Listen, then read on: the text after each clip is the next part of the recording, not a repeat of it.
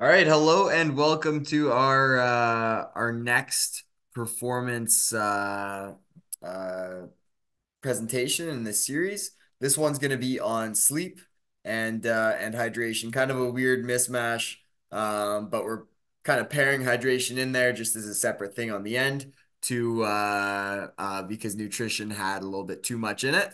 So yeah, without further ado, we're going to get into it. And it's just important to note that just how much time you spend sleeping. And I think it's a lot more than a lot of people expect. If you're thinking 8 hours every night, that's a third of your life you're spent sleeping. So on a task that seems very mundane, you just kind of go up, go to sleep, and then wake up the next day.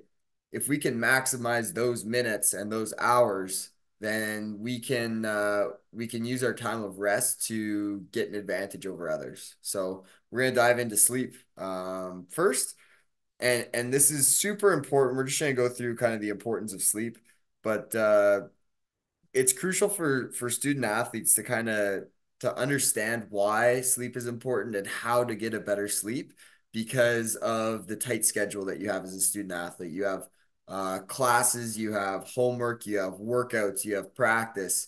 There's not a lot of time for rest, and a lot of times it cuts into the sleep schedule. So just getting into why sleep is important first. Couple of cool symbols for you. First one, this is kind of representing your alertness or your clarity of mind, how long you can hold your attention for, how energetic you are. I'm sure you've all had a bad sleep and just been groggy, kind of dragging your butt all day the next day. So obviously in sports, in life, in school, this is super important to be sharp the whole time. The next one will be kind of our traditional recovery. So we talk about this a lot. Sleep and nutrition being the biggest recovery tools for us. Sleep is when our muscles repair, our injuries heal, and again, our energy levels are kind of rejuvenated. So again, lots of sleep. This will help physically as well as mentally. The last one I put Tom Brady in there. And I just use this to kind of represent the things that you're learning or your brain's capacity. When you sleep, you're filing away the things that you learned that day into different places. So maybe you learn a new skill the one day, you go to sleep, have a terrible sleep, and don't have the chance to file that away. The next day you have to relearn that skill, and you're wasting time, you're wasting your reps and your energy. So if you're acquiring new skills, new coordination or speed work in the gym or any like team strategies, certain plays that your coach wants to run, you're going to be falling behind if you get less sleep. So sleep is important. There's three main strategies that we're going to talk about to improve your sleep. Again, sleep you don't have direct control over, yeah, I'm getting 8 hours of sleep tonight. I choose to get 8 hours of sleep tonight. You don't get to choose that. Again, if as you have all had bad sleeps before, you know that that's not a legitimate claim. But what we can control, we have to focus on what we can control, what we can change. These are the three things. So we can come up with a nighttime routine. We can set the environment for a good sleep, and then we can really build the circadian rhythm through being very consistent with our sleep. So first one, just getting into it. Uh, your body just absolutely loves routine. It craves routine, and it doesn't matter who you are. You will sleep better if you have a consistent routine that you're just always on top of. Um, so to do this, if you can do the same thing like 15 to 60 minutes before bed every single night, you're going to be in a great position. Ideally, this is getting off of your screens. Your screens emit blue light, which we're going to talk about the circadian rhythm later. But it essentially sends light into your brain and thinks, "Oh, we should be awake right now, and we don't have to sleep right now." So get off your screens. and create kind of a routine. Here's some suggestions that I do. Um, read 10 pages. I swear by this. You read 10 pages of a book, it calms you down. If you're reading a nonfiction book, maybe you learn something new, a new skill that you're working on, or a new story of somebody's life. If it's fiction, you can really dive into the characters' lives and kind of just takes your mind off the stresses of your own life. So 10 pages, boom, nice and easy. Go to sleep. This just takes me right out. Gets you off your screen. Stretching would be another good one that works for a lot of people. So just deep breaths, kind of like develop a bit of a yoga routine or a mobility routine to just do before bed. If you're gonna do it before bed or even foam roll before bed, then yeah, or if you're gonna do it throughout the day, you might as well make it before bed and just add that to your routine. And then the last one that works very, very well is journaling. So some people they say, "Oh yeah, I'm so tired. I'm just ready to go to bed all day." And then when I get to bed, my brain just keeps turning like a hamster wheel. This is the one that'll help you that should help you kind of take that off a little bit. When you write things down, a good strategy, it doesn't have to be super soft journaling. It just write down what you're thinking about. What's keeping you up at night? Just write everything down. You'll come back to it tomorrow, and then you don't have to think about it tonight. You know that it's all written down. You're not going to lose that thought because it's on paper, and you can come back to it tomorrow. So that's nighttime routine.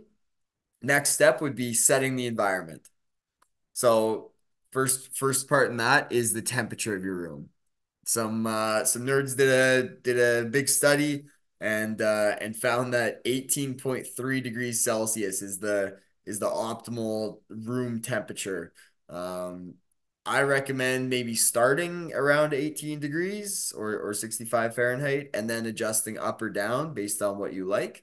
Um, some people run hot, some people run cold, some people really like a really cold room or a bit warmer room. So find out what you like and then just keep that consistent.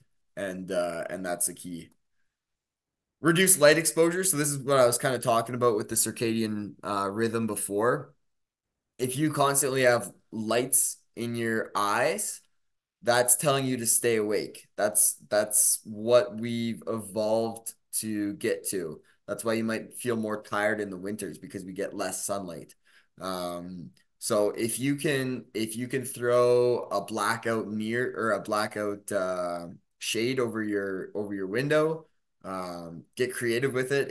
When I was in university, I went to Jinglers, which is the Fredericton version of Value Village and bought a black sheet, a bed sheet, and just pinned it right above my window. My room was completely black, so my body felt okay. I should be sleeping right now. You don't get that morning sunlight that kind of wakes you up.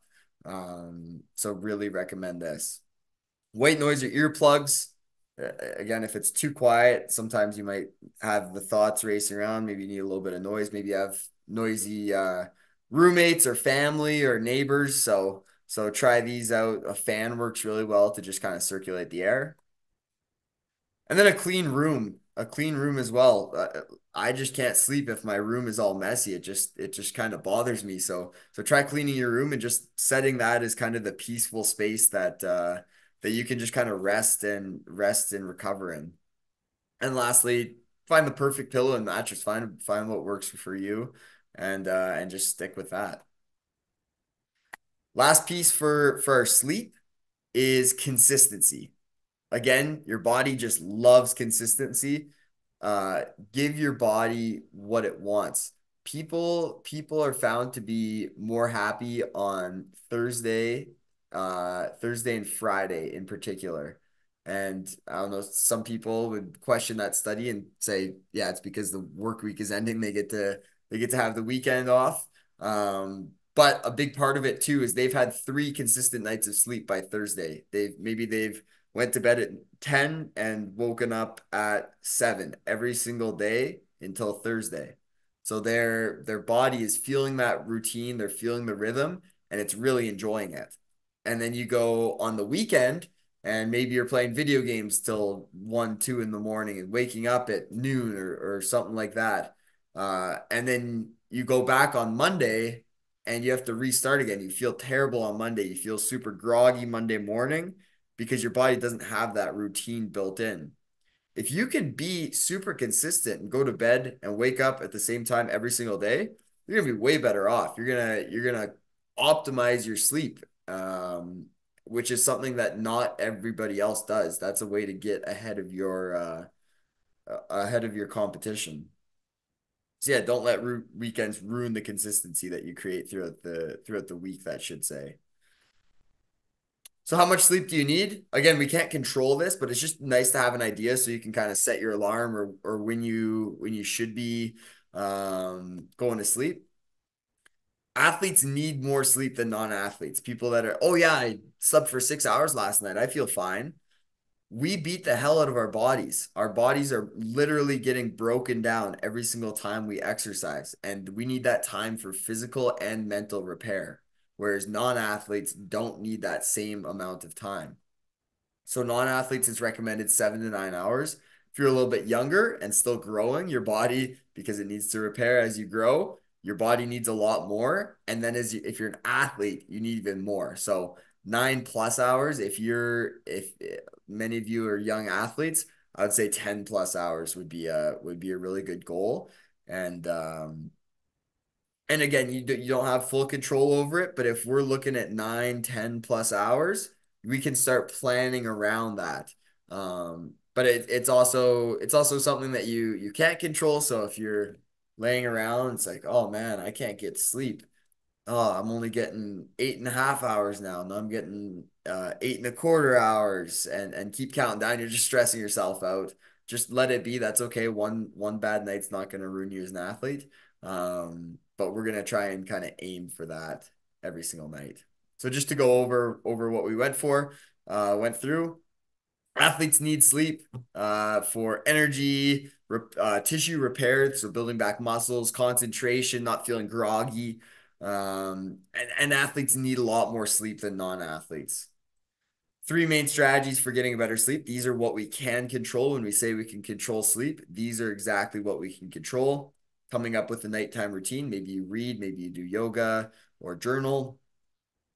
Set a good environment. Maybe you're adjusting the temperature, choosing which pillow you have, cleaning your room, adjusting the light in your room, and then just consistently being consistent. That consistency piece of always waking up at the same time, always going to bed at the same time. That's what we can control as athletes to optimize our sleep. And then taking a complete 180 turn on this presentation. We're gonna dive into hydration next. Usually I'll lump this in with nutrition, but just for sake of kind of piecing things together, this made the most sense logically. So we'll go through hydration. There's two components, and a lot of people think that hydration is just water, but we have to account for electrolytes too. So we're gonna go through both of those pieces, but again, just why it's important. It's good to have a really good grasp on this stuff. Um, so temperature regulation as athletes, our sweat cools our body down. That's why we sweat. And if you don't have enough fluids are going around, you can't do that. And that's when kind of overheating occurs and dehydration occurs. Joint and muscle lubrication. So all around your joints, your cells, your muscles, there's fluid all around, and we need enough fluid going around to prevent soft tissue injuries to these areas.